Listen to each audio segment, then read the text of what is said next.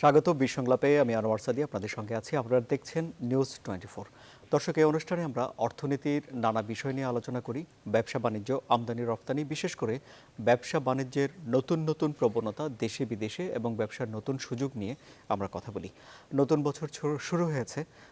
গত বছরের ব্যবসা বাণিজ্য সম্পর্কে মূল্যায়ন তো থাকেই। নতুন বছরে সার্বিকভাবে অর্থনীতি কতটুকু এগোতে পারে বলে আশা করতে পারি আমরা, এবং তার চ্যালেঞ্জগুলো কী কী থাকছে সেসব বিষয় নিয়েই আজ আমরা আলোচনা করব। আলোচনার জন্য আজ স্টুডিওতে আমাদের আমন্ত্রিত অতিথি আছেন দুজন।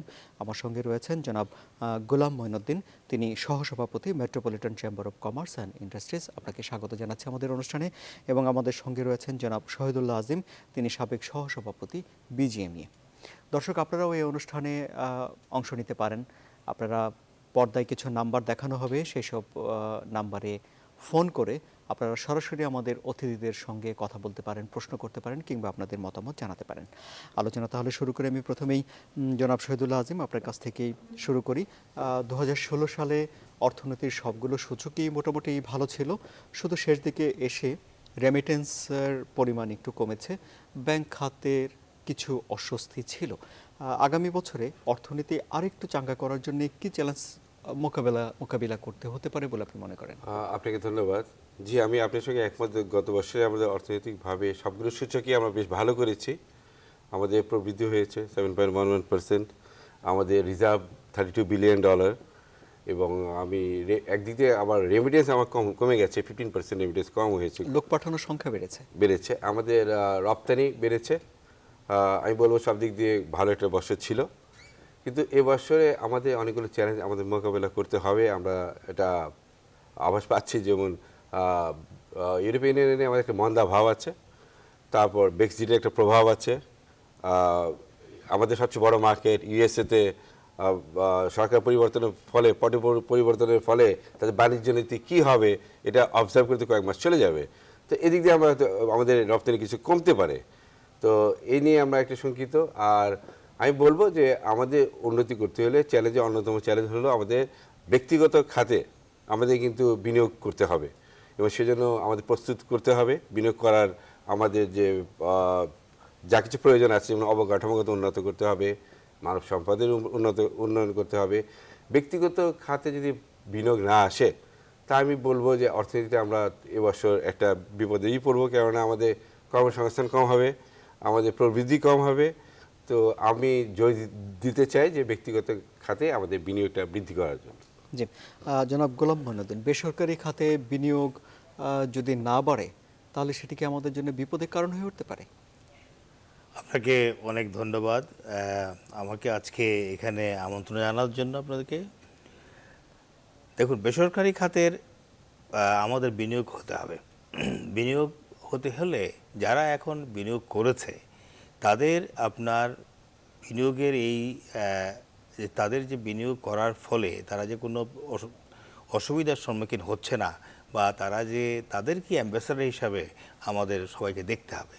তারা যদি বলে যে বিনিয়োগের জন্য আজকে একটা ভালো একটা পরিবেশ আছে, ভালো একটা জায়গা আছে, তাহলে কিন্তু বিনিয়োগ আসবে, বিনিয়োগ না এসে পারে না। তো সেজন্য দেখতে হবে আমাদেরকে সবসময় যে এখন যারা বিনিয়োগে আছেন তারা তাদের বিনিয়োগটাকে সুন্দর সুষ্ঠুভাবে এবং নতুন পরিবেশে, ভালো পরিবেশে এই বিনিয়োগটাকে চালিয়ে যেতে পারছেন কি না, এইটার উপর ডিপেন্ড করবে আগামী দিনে আমাদের বিনিয়োগ। তো সেটার জন্য আমাদেরকে যারা দেশে আছেন, যারা বিদেশ থেকে বিনিয়োগ করতে আসবেন, প্রত্যেকের কাছেই যারা আজকে আমাদের দেশে বিনিয়োগে আছেন তাদেরকেই আমাদের অ্যাম্বাসেডর হিসেবে ইউজ করতে হবে। তারা যদি ভালো বলেন, অন্যরাও কিন্তু সেখানে আগিয়ে আসবেন এবং বিনিয়োগ করতে কোনো দ্বিধাদ্বন্দ্ব তাদের মধ্যে থাকবে না। তো আমি আশাবাদী আমাদের দেশে বিনিয়োগ হবে। জি, বিনিয়োগের আশাবাদ করছেন জনাব গোলাম মঈনুদ্দিন, আপনি এই আশাবাদ বাস্তবায়ন করার জন্য এখানে কোনো বাধা দেখেন? এখানে আমার মনে অনুকূল পরিবেশ তৈরি করতে হবে। এখন কি অনুকূল পরিবেশ? অনুকূল পরিবেশ আমি বলবো যে অবকাঠামোগত আমাদের আরো উন্নত করতে হবে।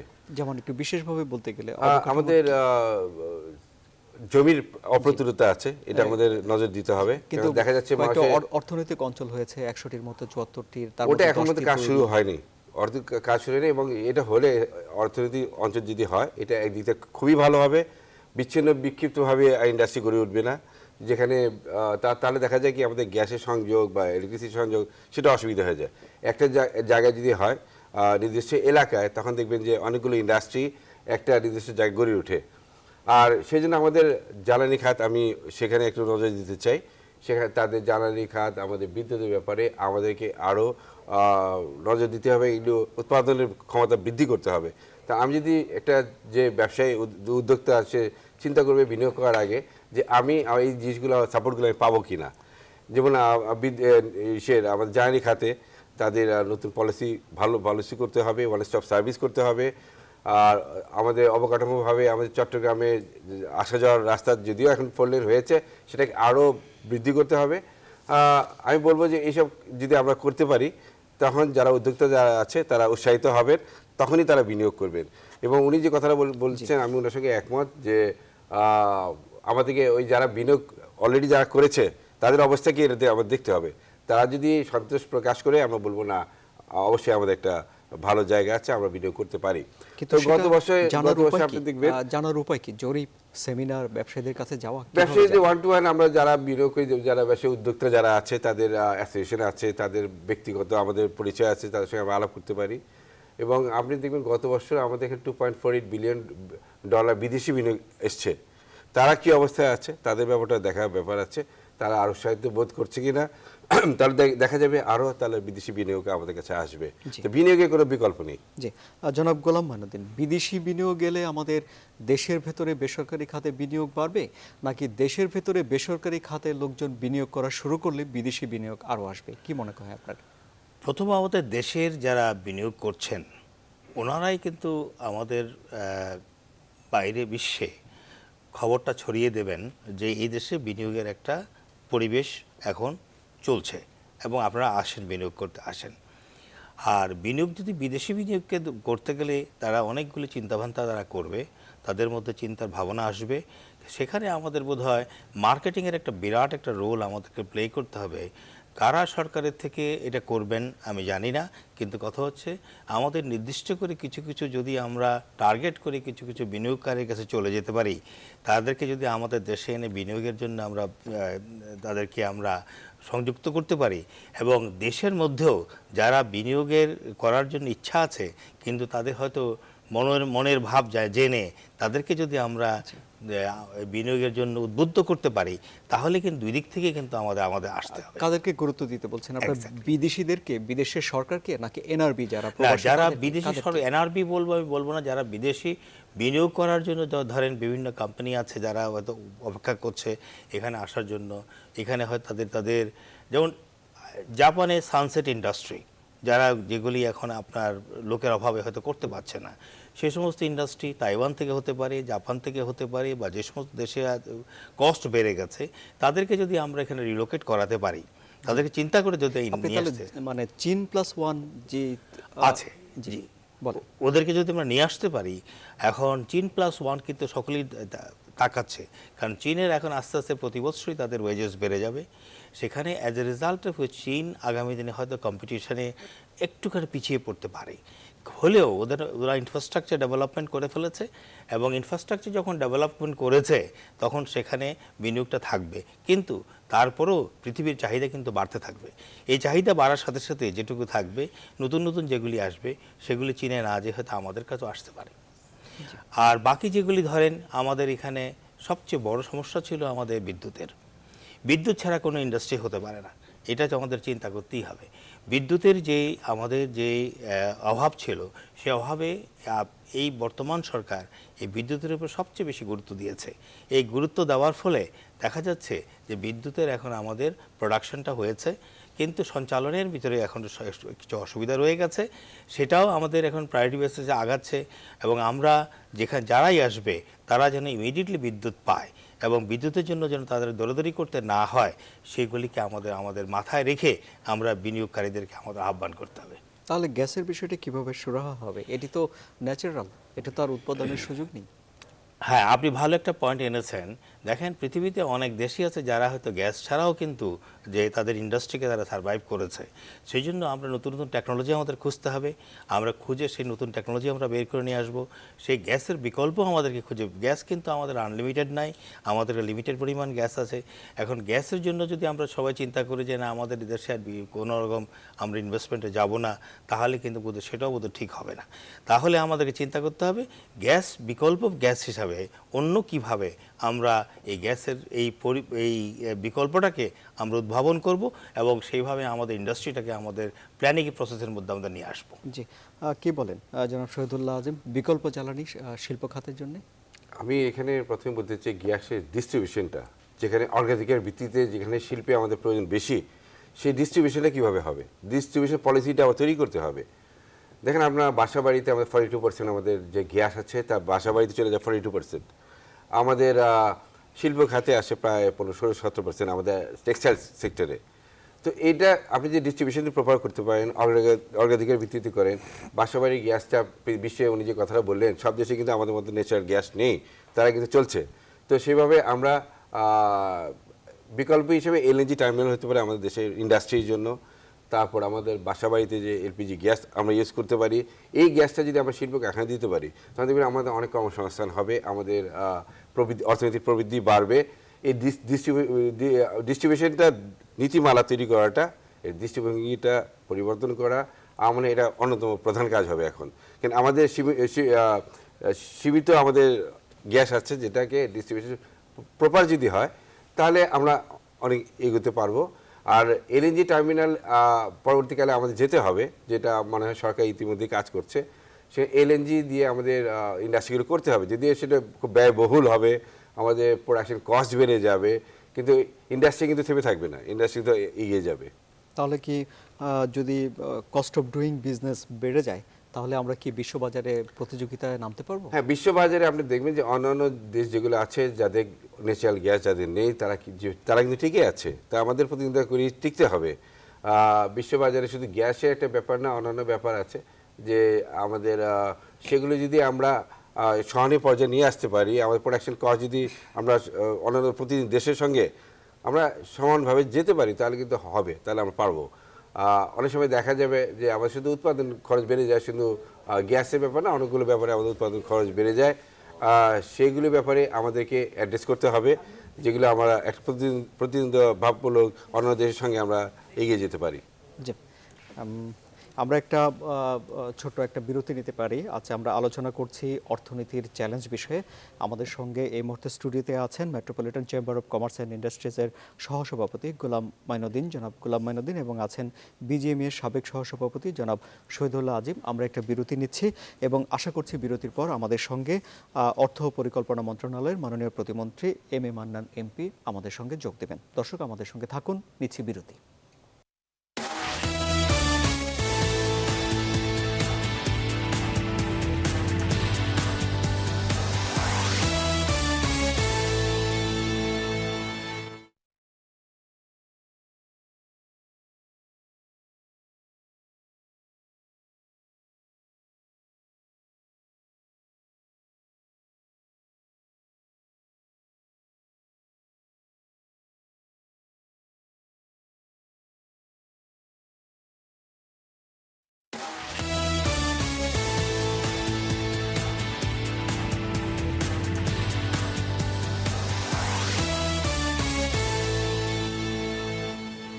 আবারও স্বাগত জানাচ্ছি বিশ্ব ক্লাবে। আমাদের সঙ্গে আলোচনায় ইতিমধ্যে যোগ দিয়েছেন গণপ্রজাতন্ত্রী বাংলাদেশ সরকারের অর্থ মন্ত্রণালয় ও পরিকল্পনা মন্ত্রণালয়ের মাননীয় প্রতিমন্ত্রী জনাব এম এ মান্নান এমপি। আপনাকে স্বাগত জানাচ্ছি আমাদের অনুষ্ঠানে। আমরা আলোচনা করছিলাম অর্থনীতির চ্যালেঞ্জ নিয়ে, এবং অর্থনীতির চ্যালেঞ্জ বলতে গিয়ে আমাদের অতিথিরা বলছেন যে বেসরকারি খাতে বিনিয়োগ বাড়লে তাহলে বিদেশি বিনিয়োগও এখানে বাড়বে, এবং বিনিয়োগের ভালো করার জন্যে অবকাঠামো, বিশেষ করে গ্যাস এবং বিদ্যুৎ সরবরাহের বিষয়টি নিশ্চিত করা দরকার। আপনি কি মনে করেন এই দুটি বিষয় কি আগামী দিনের অর্থনীতিতে বাংলাদেশের জন্য চ্যালেঞ্জ হয়ে উঠবে? ধন্যবাদ। গ্যাস বা বিদ্যুৎ বা অন্য যে কোনো জ্বালানি এছাড়া তো কিছু পাওয়া যাবে না। সুতরাং এটা তো অবশ্যই সত্য, ওদের সঙ্গে একমত যে এই দুটো যদি আমরা পর্যাপ্ত সাপ্লাই না থাকে, সরবরাহ, তাহলে কাজ করা ডিফিকাল্ট হবে। কিন্তু কী মিন করি আমরা এখন? যদি আমরা মনে করি এগুলো আমরা সাবসিডাইজড পাবো, সাবসিডাইজড যেটা এতদিন পর্যন্ত আমরা দিয়ে আসছি শিল্পকে, গ্যাস বিশেষ করে কম দামে দিয়ে আসছি, এইটা যদি আপনি আশা করেন এবং এর উপরে নির্ভর করেন, তাহলে ওদের প্রকৃত কম্পিটিটিভ নেস আসবে না। কারণ আপনাকে চিন্তা করতে হবে অলওয়েজ বিকল্প নিয়ে। গ্যাস তো কোনো আনলিমিটেড সাপ্লাই নয়, চারদিকে গাড়িতে ব্যবহার করা হচ্ছে, রান্নাবান্না ব্যবহার করা হচ্ছে, শিল্প ব্যবহার করা হচ্ছে, কিন্তু অচিরেই প্রায় শেষ হয়ে আসতে মানে প্রায় বলা হয়। সুতরাং আপনি যদি ব্যবসা করেন, শিল্প করেন, তাহলে আপনাকে অন্য লাইনে চিন্তা করতে হবে, অন্য জ্বালানি। সরকার তো ইতিমধ্যে গ্যাস টার্মিনালের জন্য সিদ্ধান্ত নিয়েছে, আমরা গ্যাস ইম্পোর্ট করব, সেখান থেকে আমরা হয়তো তীরে নিয়ে এসে একটা ন্যাশনাল গ্রিড আমরা দিব। সেখানে মূল্যটা তো বর্তমানে যে সাবসিডাইজ মূল্য, এর সঙ্গে কিন্তু ম্যাচ করা যাবে না। আপনাকে উদ্যোক্তাকে চিন্তা করতেই হবে যে তার শিল্পকে গ্লোবাল যেভাবে চলছে তার সঙ্গে মিলে চলতে হবে। সরকার সাবসিডি দিয়ে আপনাকে মানে মানে বাজারে টিকতে দিবে, এটা বোধ বাস্তবসম্মত নয়। সুতরাং এই দুইটা, আর আমরা তো দুইটার জন্য ইতিমধ্যে তো বিদ্যুতের অবস্থা আপনি জানেন যে অনেক অনেক অনেক পূর্বের তুলনায় অনেক বেড়েছে ভালো। এমনকি কদিন আগে বিদ্যুৎ মন্ত্রী মহোদয় বলছিলেন যে তারা খুঁজছেন এখন যে কারা কারা নতুন করে নিতে চায়। সুতরাং এই দুইটা সরকার যেটুকু করার সরকার করবে, তবে এই মনোভাব যে সব কিছু আমরা সাবসিডাইজভাবে পাবো, এইটা বোধ অবাস্তব এবং এটা সম্ভব হবে না। এইটার দিক। আরেকটা আপনি বললেন যে বেসরকারি যদি দেশি খাতে বিনিয়োগ না হয় তাহলে বিদেশে আসবে না। আমাদের যে অর্থনৈতিক সার্বিক অবস্থা, অর্থনীতি, আমি মনে করি এখানে বড় ব্যবসায়ী, বড় বিদেশি কোনো বিনিয়োগকারী আসবে, উচ্চ প্রযুক্তির মানে বিনিয়োগকারী। কনজামশন ইকোনমির জন্য মানে যেগুলো দরকার, কাপড়, দুধ, চিনি, এগুলো তো আমাদের উদ্যোক্তারা এটা করছেন এবং তারা করবেনও। আমি মনে করি যে এই ধরনের উৎপাদন বা এই ধরনের উদ্যোক্তা যারা গ্রামে গঞ্জে ছিটিয়ে আছেন সারা দেশে, তারা যে ভ্যালু এডিশন করছেন, তারা এইটাই হলো নেট মানে ইয়ের জন্য, আমাদের ইকোনমির জন্য নেট গেইন। এবং আমাদের ইকোনমির মূল শক্তি মনে করি ওখানেই আছে। বড় শিল্প নয়, ক্ষুদ্র শিল্প, বড় কর্পোরেট হাউস নয়, গ্লোবাল এমএনসিরা কি বলা হয় যেগুলোকে, মাল্টি ন্যাশনাল কোম্পানি, সেটাও এই পর্যায়ে আমার এখানে আমি যথেষ্ট মনে করি না। আমি মনে করি আমাদের গ্রামেগঞ্জে কৃষক পর্যায়ে, স্মল উদ্যোক্তা পর্যায়ে যে পরিবর্তনটা আসছে, এইটাই আপনি আমাদের যে 7% গ্রোথ দেখলেন এই বছর, it is because of them. এখানে একমাত্র কৃষককে সাবসিডি দেওয়া হয় কিসেতে? সারে, আর তো কিছুতেই না। সুতরাং এইটাকে একটা লাইন আপের মধ্যে নিয়ে আসতে হবে। আমার ধারণা যে আমরা যেভাবে মানে এগোচ্ছি, আমাদের শিল্পায়নের উন্নতি হবে এবং আমাদের দেশি উদ্যোক্তা যারা আছেন তারা বিশেষ করে আসবেন এসএমই সেক্টরে, এবং এখান থেকেই আমরা আমাদের টেকসই একটা শিল্প পরিবর্তনের দিকে আমরা যাব। জি, জনাব গোলাম মঈনুদ্দিন, এখনও অর্থনীতির প্রাণ তাহলে গ্রামে, এখনও অর্থনীতির প্রাণ ক্ষুদ্র মাঝারি শিল্প, কি বলবেন আপনি? আমি সম্পূর্ণ একমত এই ব্যাপারে। কারণ হচ্ছে যে আজকে আমাদের যে এগ্রিকালচার যে প্রোডাকশনটা হয়েছে আমাদের দেশে, এইটা কিন্তু রেভলিউশন আমার বলতে হবে। কারণ এত অল্প স্বল্প পরিসর জায়গার মধ্যে আজকে যে আমরা খাদ্যে স্বয়ংসম্পন্নতা অর্জন করেছি, খালি খাদ্যে না, আমরা আজকে খাদ্যের বিভিন্ন রকম, যেমন আপনার ভেজিটেবলসে বলি, মাছে বলি, সব আপনার মাংসে বলি, যে কোনোটার মধ্যে আমরা যখন তাকাই, আমাদের বাজারে কিন্তু কোনো কিছুরই কোনো শর্টেজ নাই।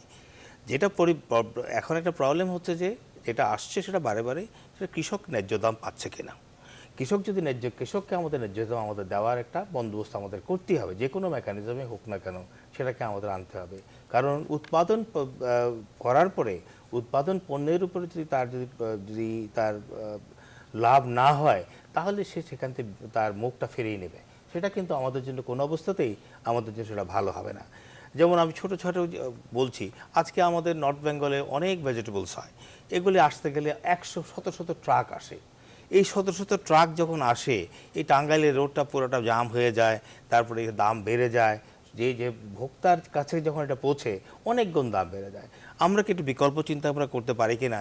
যেমন যমুনা ব্রিজের ওই দিক থেকে যদি আমরা ট্রেনের যদি আমরা ইউজ করতে পারি, রেলওয়েকে যদি আমরা আরও বেশি ইউজ করতে পারি, দিনে যদি 4 বার যদি এই সমস্ত ভেজিটেবলস এগ্রিকালচার প্রোডাক্টস নিয়ে যদি এই ট্রেনটা মুভ করে, তাহলে এই ট্রাক মুভমেন্টটা তো অনেক কমে যাবে এবং এই ট্রাকের যে টোল দিতে হয়, দিতে হয়, এগুলো দিতে হবে না অ্যাজ এ রেজাল্ট ভোক্তার কাছে যখন আসবে আর যে যে প্রডিউসার তাদের মধ্যে একটা সামঞ্জস্য দামের হতে পারে।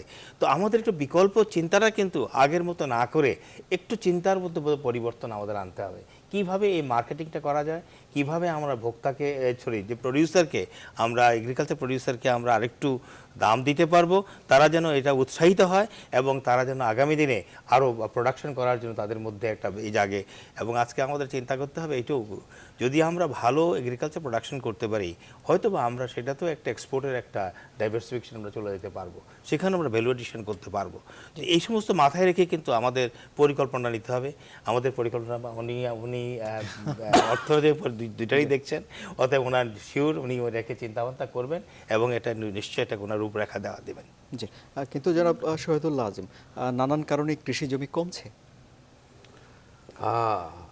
আমি মাননীয় প্রতিমন্ত্রী যে কথাটা বললেন, কৃষি জমি কমছে, মূল্য সংযোজন করতে হবে। আর শুধু কৃষি খাতে না, আমি চিন্তা করছি আমাদের খাতেও।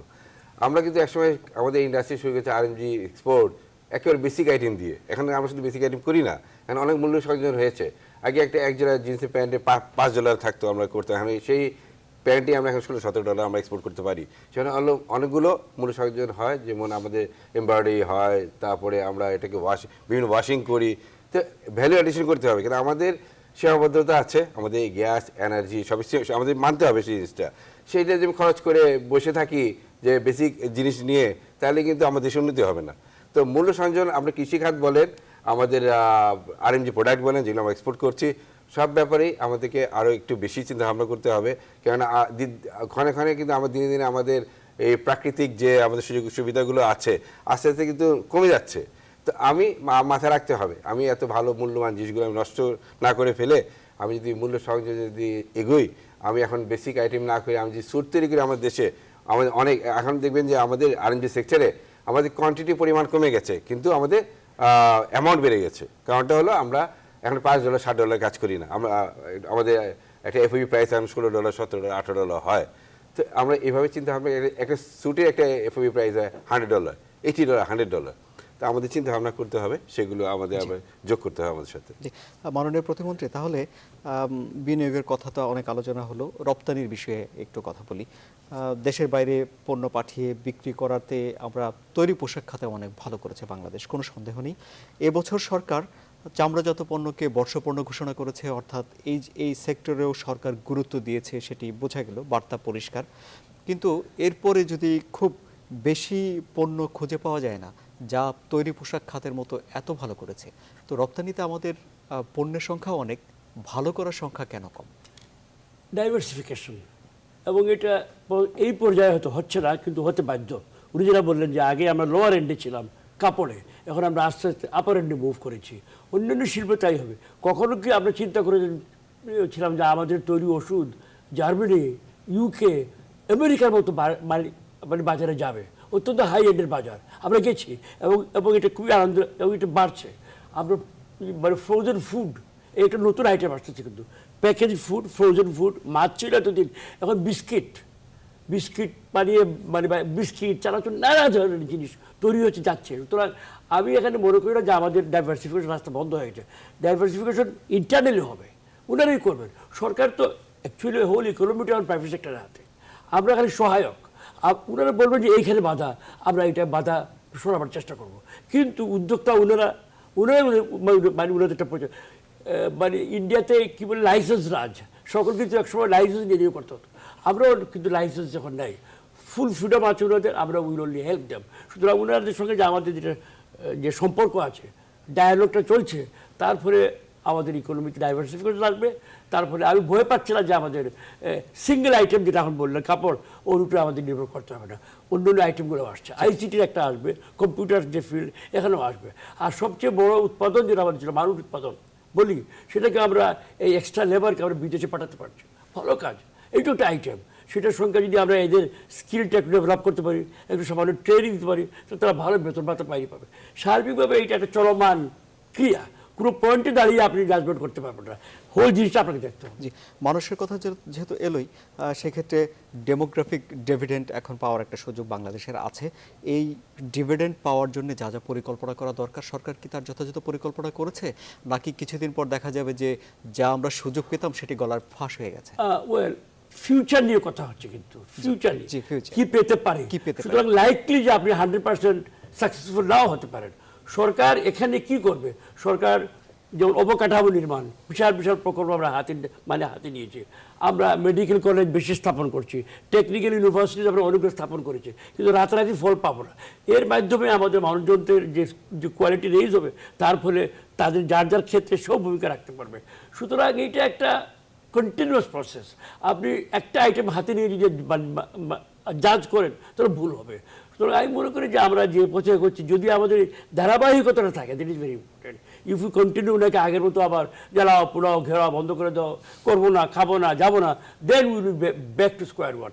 আমাদের বিদেশে ইমেজের সবচেয়ে সংকট ছিল এইটা নিয়ে। ইদানিং এই ইমেজটা কিন্তু একটু ইমপ্রুভ করেছে, আশা করি ওনারা বলবেন। তবে খুব টেন্টেটিভ, মানুষ কিন্তু ওয়াচ করছে, বাংলাদেশে এটা করছে, কিন্তু কতদিন করতে পারবে এই নিয়ে কিন্তু অনেকে সংশয় আছে। এই সংশয়টা দূর করতে হবে, এবং কিন্তু আমাদের দিয়ে করতে হবে, বিদেশে এটা করবে না। জি, ছোট্ট করে আপনার কাছে ওষুধ শিল্প নিয়ে আপনি কথা বলেছেন, একটা বিষয় জেনে নিই। সেটি হলো যে এখন ওষুধ খাতে দুটো সুবিধা আছে। এক হলো বাংলাদেশের অর্থনীতি ভালো করছে, আর দ্বিতীয়ত হলো এলডিসি হিসেবে ওষুধ কাছে কিছু সুবিধা আছে। বাংলাদেশ খুব বেশি দিন হয়তো আর এলডিসি দেশ থাকবে না, তখন কি ওষুধ খাতে একটু বেশি মনোযোগ দেওয়া লাগবে? আমি মনে করি যদি একবার আমরা বাজারে ঢুকে যাই, উন্নত দেশের বাজারে, এবং জনগণ যদি আমাদের প্রোডাক্টের কোয়ালিটির সম্বন্ধে সার্টেন হয়ে যায়, কনফিডেন্স বাড়ে, ওই আমাদের কোটা মোটা মানে যদি চলে যায়, বা WTOর যে এলডিসির গেইনটা যদি চলে যায়, আমরা টিকতে পারবো কেন? আমাদের মধ্যে তো পরিবর্তন হচ্ছে। আমরা যে বাজারে ঢুকছি, ওই বাজারে যেহেতু একবার ঢুকে গেছি, এবং ওই বায়াররা আমাদের at the end of the day কিন্তু আমাদের প্রোডাক্ট কম দামের হবে, কারণ আমাদের লেবার কস্ট যেটা, এখানে তো আমরা উইল অলওয়েজ বি কম্পিটিটিভ, এটা কেউ ম্যাচ করতে পারবে না। সুতরাং আমরা এটাকে ইউজ করে ওই বাজারে আমরা টিকতে পারবো। কথাটা হলো ধারাবাহিক থাকি না আমরা, ওয়েদার উই চেঞ্জ ডাইরেকশনস, এবং একটা বিজনেস ফ্রেন্ডলি সরকার থাকি কিনা, এমন একটা সরকার যে সাক করবে না, দেবে নেবে দুটোই করবে, এই পরিবেশ সৃষ্টি যদি প্রয়োজন। এটা জি, জনাব গোলাম মঈনুদ্দিন, মাননীয় প্রতিমন্ত্রী বলছিলেন যে ওনার কথা শুনে মনে হলো তাহলে রাজনৈতিক স্থিতিশীলতা আগামী দিনের অর্থনীতির একটি বিষয়, গুরুত্বপূর্ণ বিষয় হয়ে উঠতে পারে। কি বলবেন আপনি? দেখুন, রাজনৈতিক যে স্থিতিশীলতা, এটা কিন্তু যে কোনো পরিবেশের জন্যই কিন্তু অত্যন্ত গুরুত্বপূর্ণ একটা বিষয়। কারণ যদি যে কোনো ইনভেস্টারই যখন আসবে, যারাই এখান থেকে বা রপ্তানি পণ্য নেবে, তারা দেখতে চাইবে যে রপ্তানি পণ্য যদি আমি যখন নিতে চাই, তাহলে আমার সময় মতো আমার জিনিসটা আমি পাবো কি পাবো না। কারণ পৃথিবীর বিভিন্ন জায়গাতেই এই যে আজকে আমাদের যেটা RMG সেক্টর যেটা বলে, তাদের কিন্তু শীতকালের পোশাক আর গরমকালের পোশাকের মধ্যে কিন্তু ব্যতিক্রম আছে, সময়ের ব্যাপার আছে। তার শীতকালে কিন্তু গরমকালের পোশাক নেবে না, গরমকালে কিন্তু শীতকালের পোশাক নেবে না। তো সেই জন্য সেই সময় যে রাজনৈতিক যদি স্থিতাবস্থা না বজায় থাকে, তাহলে তো আপনার সেখানে সেটা তো এফেক্ট করবেই, এটা তো আমাদের চিন্তা করতে হবে। আর আমাদের মাননীয় মন্ত্রী মহোদয় যেটা বলেছেন, সেটা ইম্পর্টেন্ট পার্টটা হলো যে আমাদেরকে নিজেদেরই কিন্তু আমাদের অ্যাম্বাসেডর হিসেবে কাজ করতে হবে, এবং আমরা দেশের যে ভাবমূর্তি আছে সেটাকে আমরা আমাদেরকে উঠায় নিয়ে আনতে হবে। আমরা নিজেরাই যে দেশ সম্বন্ধে যদি খারাপ কথা বলা শুরু করি, নেগেটিভ পাবলিসিটি দেই, তাহলে তো বিদেশকে আমরা কী করে আমরা সেখান থেকে পাবো? সেই জন্য আমরা প্রত্যেককে মনের একটা ভাবের পরিবর্তন আনতে হবে, চিন্তার পরিবর্তন আনতে হবে, এবং আমরা সকলেই এই দেশটাকে, আমরা প্রত্যেকের জন্য দেশ, আমরা অন্য পলিটিক্যাল পার্টি করতে পারি, কিন্তু দেশটাকে যে আমরা সকলেই ভালোবাসি, এবং সেইভাবে যদি আমরা চিন্তা করে যদি বিদেশে যদি আমাদের দেশের ভাবমূর্তিকে আমরা উজ্জ্বল করতে পারি, একটা খারাপ কথাকে 5 বার বলতে পারি, ভালো কথাকে আমরা কয়বার বলি, আমাদের একটু চিন্তা করি আমরা একটুখানি। আমরা কি ভালো বলি যে অনেক কিছু তো আমরা ভালো করছি, সেইখানে কিন্তু আমরা কতবার সেই কথাটা বলছি, এটাও কিন্তু আমাদের একটুখানি চিন্তার মাথায় রেখে আমাদের আগামী দিনের পরিকল্পনা, আমাদের সকলকে মনের পরিবর্তন আনতে হবে। জি, জনাব শহীদুল্লাহ আজিম, তাহলে মনের সংস্কার। আমি মাননীয় প্রতিমন্ত্রী মহোদয়ের কথা সুরে সুর মিলাতে চাই। যেমন আমি এলডিসি কান্ট্রি হলে যে আমরা পিছিয়ে পড়বো এরকম কোনো কাহিনী নেই। এলডিসি থেকে আমাদের কিন্তু একটা উদাহরণ আছে, MFA যখন হয়েছে, মাল্টি ফাইবার এগ্রিমেন্ট, সবাই বলেছিল 2004 সালে সব আমাদের গ্রামীণ সেক্টর শেষ, কিন্তু সেখান থেকে উতরিয়ে আমরা তখন আমাদের এক্সপোর্ট ছিল $8 বিলিয়ন $10 বিলিয়ন, এখন কিন্তু আমরা $30 বিলিয়ন এক্সপোর্ট করি। শুধু এই জন্য আমরা ভয় পাই না। তবে হ্যাঁ, একটা কথা আছে, এলডিসি কান্ট্রি হয়ে গেলে তখন আমরা জিএসপি প্লাস অনেকগুলো প্রশ্ন আসবে, সেগুলো ওদের অনেকগুলো অবজারভেশন আছে, প্রায় 17-18টা অবজারভেশন আছে, যেমন মানব সম্পদ উন্নয়ন, সুশাসন, গণতন্ত্র। মন্ত্রী মহোদয় এখানে আছেন, উনি জানেন এসব ব্যাপারে। হ্যাঁ, সেগুলির ব্যাপারে আমাদের রাজনীতি স্থিতিশীলতা, যে এগুলি আমাদের অ্যাড্রেস করতে হবে। এগুলি যদি আমরা হোমওয়ার্কগুলো এখন করতে পারি, আমরা যখন এমএফএ, আমরা যখন এলডিসি কান্ট্রি থেকে আমি মধ্যে দেশে চলে যাব, যখন ওরা বন্ধ করে দিবে, তখন যদি এগুলো কাজগুলো করি তার মধ্যে পিছিয়ে পড়বো। এই কাজগুলো আমাদের হোমওয়ার্কটা এখনই করে রাখতে হবে। পরবর্তীকালে আবার অবকাঠামোগত উন্নয়ন, স্কিল ওয়ার্কার, তারপরে আমার যে ব্যাংক আমার জায়গা অপ্রতুলতা আছে, সেগুলোর ব্যাপারে আমরা এখনই অ্যাড্রেস করতে হবে। জি, সময়ের কাজ সময়ে, মাননীয় প্রতিমন্ত্রী, অর্থনৈতিক উন্নয়নের জন্য সময়ের সিদ্ধান্তটা সময়ে নেওয়া কতটুকু মানছি আমরা? Always for anything in life সময়ের কাজ সময়ে করতে হবে। আপনি স্কুলেও যদি পড়েন, আপনি কালকের হোমওয়ার্ক আজকে আপনাকে করে যেতে হবে। এই যে নেশন, এই যে জাতি হিসাবে এই অ্যাডভান্স থিঙ্কিং, ফরওয়ার্ড থিঙ্কিং, বিশেষ করে উদ্যোক্তা মহলে সরকারের একটু পেছনে থাকলেও আপত্তি নেই। যারা উদ্যোক্তা প্রডিউস করছেন অ্যাকচুয়ালি তাদের কিন্তু ঘড়ির কাঁটায় মিলিয়ে বিশ্বের সঙ্গে মিলিয়ে চলতে হবে। আমরা তাদেরকে সহায়তা করবো, এটা বারবার বলা উচিত। সরকার কিন্তু মা বাপ নয়, মা বাপের সরকারের ধারণা নাই। সরকার সহায়ক, সরকার উনাদের সঙ্গে মিলে, উদ্যোক্তাদের সঙ্গে মিলে একটা পরিবর্তন মানে করতে চাচ্ছে, এবং সেই যে উভয়ের মধ্যে একটা সখ্যতা বা বিশ্বাস বা আস্থার মনোভাব, এইটা আনার সবচেয়ে বেশি প্রয়োজন। আমার ধারণা ওনারা সিনিয়র মানুষ বলতে পারবেন, সাম্প্রতিককালে এই ধারণাটা একটু বেড়েছে, আগের তুলনায়। আমাদের তো অনেকদিন বেঁচে গেলাম বিদেশে, দেখতে তো সরকারকে মনে করা হতো আগে something like a sort of মা বাপ। এখান থেকে ভালোর জন্যই বলছে মানুষরা ফিরে আসছে, এবং এটা কিসের জানেন? স্বাধীনতার অবদান। 71 নিজের হাতে নিজের শাসন। এই জাতি কখনো নিজেকে শাসন করে নাই, ইতিহাসে সত্য, এই প্রথম। এর জন্য আমাদের জেনারেশন আস্তে আস্তে ক্লিয়ার হয়ে যাচ্ছে, নতুন জেনারেশন আসছে, যেটা আপনি ডেমোগ্রাফিক ডিফারেন্ট বললেন। বয়সে তরুণ, শক্তি বেশি, মনোভাব পরিষ্কার, বিশ্বের সঙ্গে তারা ক্লিক করছে, তখনই আমরা এই ডিভিডেন্ডটা পাবো। সেই ডিভিডেন্ডের রাস্তা আমরা আছি। বয়স শুধু একটাই ভয়, যে আমরা না নিজেরা পেছনে যাওয়ার চেষ্টা করি, একটা মহল চেষ্টা করছে। এইটাকে শক্তভাবে আমাদের সবাই মিলে, সরকার একা পারবে না, সবাই মিলে এটাকে দমন করতে হবে। জি, তাহলে অর্থনৈতিক চ্যালেঞ্জ মোকাবেলায় শেষ পর্যন্ত সরকারি বেসরকারি খাতের এক হয়ে কাজ করা, কিন্তু আমাদের পিপিপি মানে প্রাইভেট পাবলিক পার্টনারশিপ কাজ করেছে কি? আমি তার আগে একটু ছোট্ট একটু জিনিস আপনাকে বলি, সেটা হচ্ছে যে দেখেন, আমরা যদি এলডিসি কান্ট্রি থেকে যদি আমরা আপগ্রেড করি, আমাদেরকে নিয়ে চিন্তা করতে, আমরা কিন্তু আমাদের মধ্যে একটা বিরাট জিনিস কাজ করবে, সেটা হলো আমাদের স্কিল কিন্তু ডেভেলপ হয়ে যাবে। আমরাও কিন্তু আমাদের এই যে প্রোডাক্টিভিটি কিন্তু ইমপ্রুভ করে যাবে। আমরা প্রোডাক্টিভিটি যদি ইমপ্রুভ করতে পারি, তাহলে কিন্তু আমরা কম্পিটিশন টিকে থাকবো। আগামী দিনে যারা টিকে আছে, তাদের যে প্রোডাক্টিভিটি তারা কিভাবে করেছে, আমরা সেটা শিখবো, দরকার হলে আমরা সেদিকে যাব। আজকে যে একটু আগে উনি বললেন একটা কথা, যে আমাদের মাননীয় শহীদুল্লাহ সাহেব যেটা বললেন, যে এখন আমরা আগে লো ভলিউম কাজ করতাম, আমরা সেখান থেকে আমরা আপগ্রেড করেছি, আস্তে আস্তে আমরা আপগ্রেড করব, আরও অনেক উপরের দিকে আমরা এগিয়ে যাব। আমাদের এই ওয়ার্কাররাই কিন্তু করছে আজকে, সেখানে যারা আছেন আজকে, যারা উদ্যোক্তা, তারাই কিন্তু এটা করছেন। তো অতএব আমাদেরকে সেভাবে চিন্তা করতে হবে যে প্রোডাক্টিভিটি আমাদের আগামী দিনে বাড়বে। আমাদের প্রোডাক্টিভিটি, আমাদের স্কিলের উপরে কিন্তু সরকার প্রচণ্ড জোর দিয়েছে। মাননীয় প্রধানমন্ত্রী কিন্তু স্কিলের, উনি কিন্তু হেড হিসেবে কাজ করছেন, এবং আমি যতটুকু জানি, আমি এমপ্লয়ার্স ফেডারেশনও আছি, সেখানে এই স্কিলটাকে কী করে আপগ্রেড করা যায় এবং মানুষকে স্কিলে কী করে আরও উদ্বুদ্ধ করা যায়, তাদের কী করে তাদের স্কিলের ইমপ্রুভমেন্ট করা যায়, এই সম্বন্ধে একটা সামিটও হয়ে গেছে রিসেন্টলি। এই সামিটেরও দেখা গেছে যে স্কিলটা আমাদের ইম্পর্টেন্ট। আমরা আগামী দিনে এই জনশক্তি যেটা পাঠাবো, সেটার স্কিলের উপরে কিন্তু আমাদের প্রচণ্ডভাবে আমাদের জোর দিতে হবে। আরেকটা পার্টে একটু কথা আমাদের মধ্যে আসছিল, সেটা হলো আমাদের রিমিটেন্স কমে গেছে। আমরা কিন্তু গত বছর 7 লাখের উপরে আমাদের লোক গেছে বিদেশে। এই 7 লাখ লোক কিন্তু ইমিডিয়েটলি কিন্তু রিমিটেন্স পাঠাতে পারে না। তারা কিন্তু যাবে, তারা বসবে, সেখানে তারা তাদের স্থায়িত্ব হবে। এরপর তো মিডল ইস্টে তো আমাদের জানি আমরা যে একটুখানি রিসেশন চলতেছে, অতএব আসবে। আমরা যাদেরকে পাঠাচ্ছি, আগামী দিনে কিন্তু আমরা আশা করব তারা যখন সম্পূর্ণ বসে যেতে পারবে, তারা কিন্তু আমাদের দেশে রিমিটেন্স পাঠাতে তারা আমাদের বৃদ্ধি পাবে। তবে রিমিটেন্স পাঠার ব্যাপারে যে সমস্ত অসুবিধা আছে, সেগুলিকে আমি নিশ্চিত আমাদের সরকার এবং আমাদের মন্ত্রী মহোদয় এখানে আছেন, ওনারা চিন্তা করবেন তাদের কীভাবে ইনসেন্টিভাইজ করা যায়, তারা যেন আমাদের দেশে রেমিটেন্সটা পাঠায়, যেন অন্য পথে বিকল্প পথে যেন রেমিটেন্সটা না পাঠায়। তাদেরকে দরকার হলে যদি প্রতি ডলারে হয় যে আমরা কিছু ইনসেন্টিভ দিতে পারি কি না, তাও আমরা তো চিন্তা করব। চিন্তা করে হয়তো সরকার দেখা যাবে রেমিটেন্সের আমাদের প্রবৃদ্ধি হবেই। সেটা কি মানে হুন্ডিতে যে রেট দেওয়া হয় তার চেয়ে একটু বেশি? হুন্ডি আমি সেভাবে ওইভাবে যাব তাহলে না, তো লোকজন তবে হুন্ডির দিকে অ্যাটলিস্ট ঝুঁকে কিছুটাও পড়বে। যদি দেওয়া হয় তাহলেও কিন্তু হয়তো আসবে। হয়তো সেটা সবসময় ম্যাচ করতে পারবেন না আপনি, কারণ হচ্ছে হুন্ডি একরকম জিনিস আছে যেটা হয়তো সরকারকে সেটা এনকারেজ করতে পারে না, কিন্তু প্রশ্ন হচ্ছে সরকার ইনসেন্টিভ দিতে পারেন।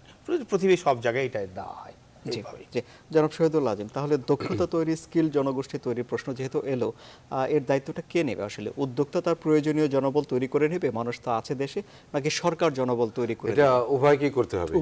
উদ্যোক্তা আমরা যেটা করি ইন হাউস, আমাদের স্কিল ডেভেলপমেন্টের জন্য অনেকগুলো ফ্যাক্টরিতে অলরেডি চালু করে দিয়েছি। আমার সরকার করবেন, আমি বসে থাকলে কিন্তু হবে না, আমার প্রয়োজনে আমাকে করতে হবে। হ্যাঁ, সরকারও অনেক উদ্যোগ নিয়েছেন স্কিল ডেভেলপমেন্টের জন্য। আমাদের অন্যতম পর্যবেক্ষণ হচ্ছে আমাদের মানব সম্পদ উন্নয়ন। আমি একটা লোক, আমি $500 বেতন পেতে পারি, আমি $10,000 বেতন পেতে পারি, যদি আমার দক্ষতা যদি থাকে। সেই দক্ষতা আমাকে সৃষ্টি করতে হবে। এর আগে দেখা যেত মিডল ইস্টে আমাদের লোকরা সবসময় অড কাজগুলি করতো, তো এখন দেখা যাচ্ছে না, আমাদের দেশে ডক্টর, ইঞ্জিনিয়ার সব ভালো ভালো কাজ করতে আছে, রেমিটেন্সও দিন দিন বাড়ছে। তো এইগুলোকে আমাদের এগিয়ে নিয়ে যেতে হবে এবং মানব সম্পদের উন্নয়নের কোনো বিকল্প নেই। এটা সরকার করুক আর আমরাই করি, আমাদের কিন্তু প্রয়োজনে করতেই হবে। তো আমি এখানে একটা জোর দিব, আরেকটি জোর দিব, আমাদের প্যারাল ইন্ডাস্ট্রি আরও তৈরি করতে হবে। সুতরাং আমি আরএমজির উপরে বসে থাকলে হবে না। আমি $30 বিলিয়ন আরএমজি থেকে আমি এক্সপোর্ট করি, আমার নিকট যে প্রতিনিধি আসে সে করে $1 billion. You see the gap, $30 billion, $1 billion, মাঝখানে কিছু কেউ নেই। তো এইগুলো জিনিসগুলো যদি আমরা আরও একটু কম্পিটিটিভ ওয়েতে নিয়ে আসতে পারি, উনি যে কথাটা বললেন প্রয়োজন হলে নীতিগত সহায়তা দিতে হবে, মাননীয় মন্ত্রী মহোদয় আছেন, হ্যাঁ আমি ওনার সঙ্গে অ্যাগ্রি করি, সরকার কিন্তু ব্যবসা করে না, সরকার নীতিগত সহায়তা দেয়। হ্যাঁ, এটা অ্যাড্রেসটা করতে হবে। আপনি দেখেন আমাদের পার্শ্ববর্তী দেশ ইন্ডিয়া এই আর্মটি সেক্টরকে এগিয়ে নিয়ে যাওয়ার জন্য অনেক নীতিগত সহায়তা দিয়েছে। তারা তাদের রুপিজ অবমূল্যায়ন করেছে, যেখানে আমাদের ডলারে গেছে, আমাদের টাকা অতিমূল্যায়ন হয়েছে, সেখানে আমাদের এক্সপোর্ট আর্নিং কমে যাচ্ছে। একটা উদ্যোক্তা হিসাবে বলছি, আমি আগে $82 পেতাম $1 গেছে, আমি পাচ্ছি $76। তো আপনাকে আমাকে চিন্তা করতে হবে, আমি এটা কিন্তু at the end of the day আমি কি ইনভেস্ট করছি সেখানে কিন্তু আমাকে হিসাব করতে হবে, আমি কি আমার রিটার্ন কি আসবে। আপনার মোট পুঁজি কমে গেছে দাম কমার কারণে। এক্স্যাক্টলি। একটা বিরতি নেই, বিরতি থেকে ফিরছি। আমাদের সঙ্গে আছেন অর্থ মন্ত্রণালয় ও পরিকল্পনা মন্ত্রণালয়ের প্রতিমন্ত্রী জনাব এম এ মান্নান এমপি, আমাদের সঙ্গে আছেন metropolitan chamber of commerce and ইন্ডাস্ট্রিজের সহসভাপতি জনাব গোলাম মঈনুদ্দিন, এবং আছেন বিজেএমই এর সাবেক সহসভাপতি জনাব শহীদুল আজিম। আপনারা আমাদের সঙ্গে থাকুন।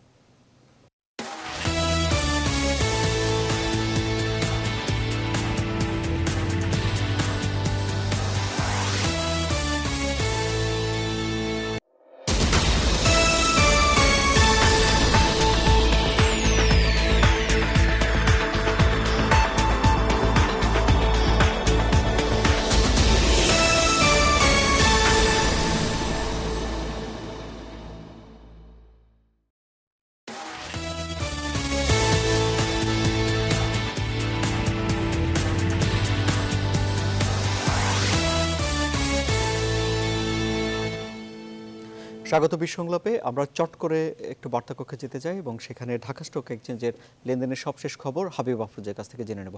হাবিব আফরোজ, কি অবস্থা লেনদেনের?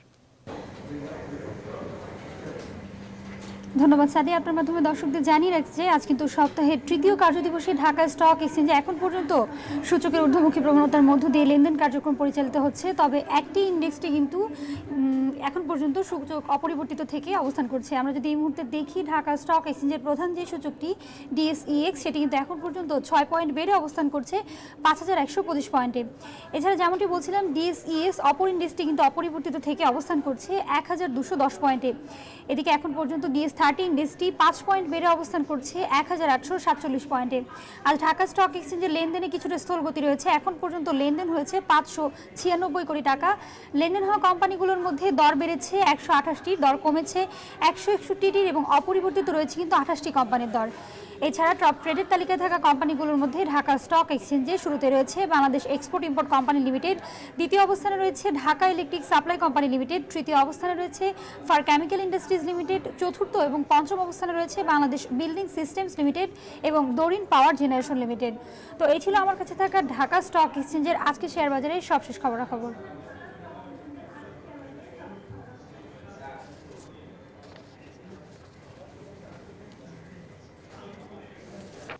জি, আমরা তাহলে চট করে জেনে নিলাম শেয়ার বাজারের সবশেষ লেনদেনের খবর। আমরা আলোচনা শুরু করি। জনাব অর্থ ও পরিকল্পনা প্রতিমন্ত্রী, আপনার কাছে তাহলে ভারত যখন মানব সম্পদ উন্নয়ন মন্ত্রণালয় তৈরি করলো আলাদা করে, তারপর থেকে তাদের চিত্রটা বদলে গেল পুরোপুরি। ভারত অনেক ভালো করলো, তারা ঠিক জায়গায় ঠিক লোকটি তৈরি করে ফেলতে পারলো। আমাদেরকে ওরকম কোনো পরিকল্পনা আছে ঠিক জায়গার জন্য ঠিক মানুষকে তৈরি করা? আমরা তো মনে করি গোটা সরকারই মানব সম্পদ উন্নয়নের কাজ করছে, আদারওয়াইজ কোনো উন্নয়ন হবে না। আলাদা একটা মন্ত্রণালয় করবে, হয়তো ফোকাস হবে, প্রোগ্রামটাকে আমি নিতে পারবো, কিন্তু আমাদের মতো ঘনবসতিপূর্ণ দেশ, সিঙ্গেল টায়ার গভর্নমেন্ট, আমাদের কোনো প্রাদেশিক সিস্টেম টিস্টেম না যেটা ইন্ডিয়াতে আছে, ওদের ওখানে নানা ধরনের বিভাজন করতে হয়। আমরা এত ইউনাইটেড, এত ইউনিটারি যে এখানে আমার মনে হয় শক্তি ক্ষয় করার কোনো, আমার ধারণা এটা যে আলাদার দরকার নেই। আমাদের শিক্ষা মন্ত্রণালয় আছে, প্রাথমিক শিক্ষা মন্ত্রণালয় আছে, টেকনিক্যাল এডুকেশনের জন্য আমাদের টেকনিক্যাল এডুকেশন ডাইরেক্টরেট আছে, কত সংস্থা। ওই যে উনি বলছিলেন যে আমরা উভয়ের কাজ করতে হবে, ওনারা বিআইএফটি চালান, institute of fashion technology, to give degrees and technique নিয়ে। সুতরাং আমরা সবাই মিলে যদি কাজ করি, আলাদা কোনো মানব সম্পদ উন্নয়ন মন্ত্রণালয় আমি এই মুহূর্তে মনে করি না। আমাদের শিক্ষা মন্ত্রণালয়কে আপনি সেই নামেই রাখতে পারেন, অথবা গোটা সরকারকেই বলতে পারেন মানব সম্পদ উন্নয়ন সরকার। এটি জুড়ে প্রশ্ন। এই সরকারের মূল উদ্দেশ্যই মানে উন্নয়ন, দুটো উন্নয়ন, মানে দুটা বিষয়, একটা হলো উন্নয়ন, আরেকটা হলো নিজের বৈশিষ্ট্য, নিজেকে বাঙালি হিসাবে পৃথিবীতে প্রতিষ্ঠা করা। যুব মন্ত্রণালয়কে কিছু প্রকল্প যুব ক্রীড়া মন্ত্রণালয় বলতে পারেন, নতুন করে মহিলা শিশু মন্ত্রণালয়, এরা সবাই কিন্তু ফোকাসড কাজ করছে। কিন্তু আরেকটা মানব সম্পদ উন্নয়ন যদি করেন, এদের কাজও ওখান থেকে কিছু যাবে। তো এইটা বাড়ির ঊর্ধ্বতন মহল যারা আছে তারা চিন্তা করবেন। আমি ব্যক্তিগত মনে করি না যে একটা আলাদা শুধু মানব সম্পদ উন্নয়নের জন্য প্রয়োজন আছে। ইন্ডিয়া দরকার আছে। ইন্ডিয়া তো 20টা দেশ একসাথে, 20টা ভিন্ন দেশ একত্রে চলে। আমরা একটা দেশে, রংপুর থেকে শুরু করে যেখানে যান, সিলেট থেকে শুরু রংপুর থেকে একই জিনিস। তো এখানে ওই ধরনের বিভাজন আমি ব্যক্তিগত মনে করি প্রয়োজন নেই। জি, আমরা একদম শেষ দিকে আছি। আমি আপনাদের সবার কাছে 30 সেকেন্ড করে যাব। আমার কোনো প্রশ্ন থাকলো না। জনাব শহীদুল্লাহ আজিম, শেষ কথায় আপনি কি বলবেন? 30 সেকেন্ড। আমি একটা মেসেজ দিতে চাই আমাদের দেশে ভাবমূর্তির ব্যাপারে। আমাদের কিন্তু দেশে অনেক ভালো কাজ আমরা করে থাকি, সেটা প্রচার হয় না, শুধু খারাপ কাজগুলি প্রচার হয়। আমি জানি যে আমাদের পৃথিবীতে এখন 10টা এ গ্রেড ফ্যাক্টরির ভিতরে বাংলাদেশে 7টা ফ্যাক্টরি বাংলাদেশের, এবং প্রথম 3টে ফ্যাক্টরি প্ল্যাটিনাম রেটের ফ্যাক্টরি বাংলাদেশে। আমরা কিন্তু এসে প্রচার করি না। আমরা প্রচার করি যে যেখানে কোন ফ্যাক্টরি পড়লো, কয়টা শ্রমিক মারা গেল, বা কয়টা আমাদের ফ্যাক্টরি রাস্তাঘাটে হরতাল, আমরা এইসব প্রচার করি। আমাদের প্রচার করতে হবে আমাদের দেশে ভালো দিকগুলো, সেগুলো বিদেশি যারা আছে অনুপ্রাণিত হবে, আমাদের দেশে আসবে, আরও অর্ডার বাড়বে। আমাদের কিন্তু সেই সব চিন্তা করার সময় এখন। জি, জনাব গোলাম মঈনুদ্দিন, 30 সেকেন্ড। আমি ওনার সাথে সরবেলে এইটুকু বলতে চাচ্ছি যে দেশের যেটা ভালো কাজ যেগুলি আছে, আমাদের ভালো ভালো জিনিস যেগুলি আছে, সেগুলি কিন্তু আমাদের প্রচার মাধ্যমে আমরা কিন্তু পৃথিবীর কাছে সেটাকে আমাদের নিয়ে যেতে হবে। আমরা সকলেই দেশটাকে ভালোবাসতে হবে। দেশের যে ভালো কাজ, খারাপটাকে যতবার আমরা না দেখাই বা না বলি, তার চেয়ে ভালো জিনিসটাকে যদি আমরা একবার দেখা করি, তাহলে কিন্তু পৃথিবীতে আমাদের স্থানটা অনেকের কাছে আমাদেরকে অনুকরণীয় হবে, এবং আমাদের কাছে আসতে তারা দ্বিধাবোধ করবে না। তো আমরা সকলেই যারা এখানে ইনভেস্টমেন্টে আছি, তাদেরকে অ্যাম্বাসেডর হিসেবে কাজ করতে হবে। দেশের ভাবমূর্তিকে আমরা উপরের দিকে নিয়ে যেতে হবে, এবং আমরা যেন কোনো অসুবিধায় না পড়ি, সেই সরকার সেই সহায়ক ভূমিকা পালন করবে, এটাই আমার প্রত্যাশা। জি, প্রতিমন্ত্রী জনাব এম এ মান্নান এমপি, আপনার কথা শুনে শেষ করবো অনুষ্ঠান। ধন্যবাদ। একটা বিষয়ে যে বলা হয় একটু আগে, যে সরকারের সক্ষমতা, আমাদের সরকারের সক্ষমতা এবং আস্থার একটা উদাহরণ দিব। কিছুদিন আগে, গত সপ্তাহে বোধহয় আপনাদের গার্মেন্টস সেক্টরে 50-60টা ফ্যাক্টরিতে একটা গণ্ডগোল শুরু হয়ে গেছিল, এবং অনেকে মনে করেছেন যে অনেক দিন চলবে। কিন্তু মাননীয় প্রধানমন্ত্রী সঙ্গে সঙ্গে হাত দিয়ে ডেকে এটাকে সেটেল করেছেন। What does it prove? একটা প্রুভ করে যে সরকারের হাইয়েস্ট লেভেলে প্রোঅ্যাক্টিভ, শুয়ে বসে থাকছে না, নাম্বার ওয়ান। আরেকটা কি প্রমাণ করে? হাইয়েস্ট লেভেল অফ দ্য সরকার উদ্যোক্তাদের সঙ্গে এমসিসিআই, বিসিসিআই সকলের সঙ্গে সার্বক্ষণিক যোগাযোগ আছে। এর ফলে যে আস্থার মনোভাব সৃষ্টি হয়েছে, ওনারা private sector largest part of the economy, 70-80% মালিক ওনারা। এখানে যদি শান্তি শৃঙ্খলা প্রতিষ্ঠিত হয়, আমাদের সঙ্গে একটা বিশ্বাস স্থাপন হয়, আমার মনে হয় বাকি অসুবিধাগুলো কেটে যাবে। জি, অনেক ধন্যবাদ। আমরা আজকের মতো অনুষ্ঠান শেষ করি। আমাদের 3 জন অতিথি স্টুডিওতে উপস্থিত হয়েছেন, তাদেরকে অনেক ধন্যবাদ। দর্শক আপনারা যারা আমাদের সঙ্গে এতক্ষণ ছিলেন তাদেরকে অনেক ধন্যবাদ। আগামীকাল একই সময়ে অন্য কোনো বিষয় নিয়ে আমরা সংলাপ করব। দেখার আমন্ত্রণ জানিয়ে এখন বিদায় নিলাম।